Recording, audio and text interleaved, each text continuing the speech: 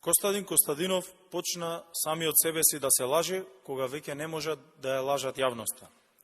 ВМРО-ДПМН не е против изградба на клинички центар, туку е против мегакриминалот кој го подготвува најкорумпираната власт на Заев.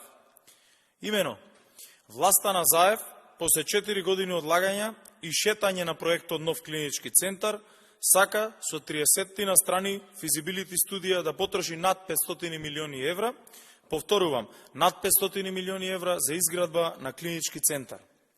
Овој проект е безмалу идентичен со тој во Белград и според површината, и според бројот на легла, и според бројот на болнички соби и операциони сали. Но има една голема разлика. Во Србија, ваквиот проект за изградба и опремување чини 125 милиони евра, а кај нас тој е проектиран над 500 милиони евра. Велам проектиран, затоа што во трошоците не се пресметани геолошки испитувања, сообраќајни решенија, поврзување со водоводна, канализациона, телекомуникацијска и гасна мрежа.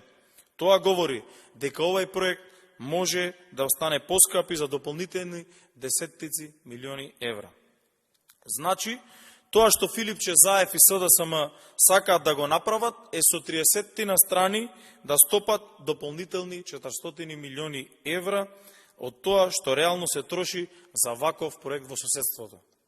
Да сакаа СДСМ да направат нешто за јавното здравје, ќе изградеа клинички центар за кој имаше и план и целосна финансиска конструкција од страна на претходната власт на ВМРО-ДПМН, кој ќе чинеше речиси 10 пати помалку. Тогаш СДСМ велеа дека наместо во објекти ќе работат за приватизација на здравството. Со други зборови, да беше ВМРО-ДПМН, досеа граѓаните ќе имаа современ клинички центар. ВМРО-ДПМН нема да дозволи кражба на векот од оваа најкорумпирана власт во Европа, затоа што тие 400 милиони евра се пари на граѓаните. Овие 400 милиони евра не се пари на Заев и на Филипче, ама постои основен сомнеж дека со вакав криминален проект ќе стане. Ви благодарам. Повелете.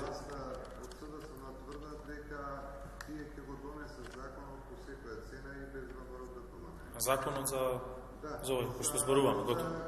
Да, готово.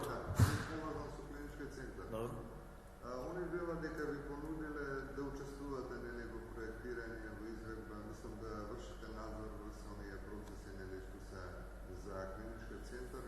Дали вие би прифатиле такво нешто или како што кажав, суштинска е разликата која заврши нашето владење како власт, оставивме проект кој што 10 пати чинеше помалку.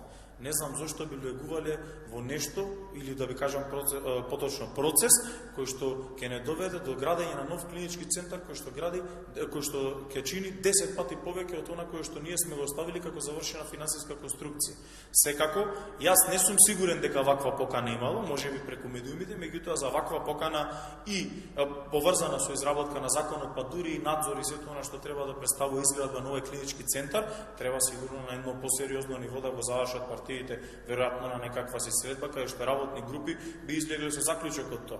А меѓутоа, во овој момент, разликата е суштинска и станува збор за плюс дополнителни 400 милиони евра за проект кој што кажавме, како што кажав во пресод, има разлика со она кој што го гледаме во Белград и чини 125 милиони евра, а да не споредувам со она што сме го ставили ние како проект од 50-60 милиони евра.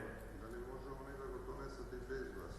Мислам, дали имат правни и деловнички механизми да се протуркат без законот, без опозиција? Не сум сигурен, едино ако додуше ако вратиме наназад и ги наблюдуваме процесите кои што се случувале, па посебно за суштински работи во Македонија, амандманите едноставно беа одбиени како да не постојат и продолжија, меѓутоа во овој момент и на овој начин на кој што тие го правеле тоа во минатото, не сум сигурен дека постои посебно неправен механизам. Ако разговараме за дивење на институционално дивење, непочитување на процедурите и законите по кои што се познати, тогаш да, а иначе не.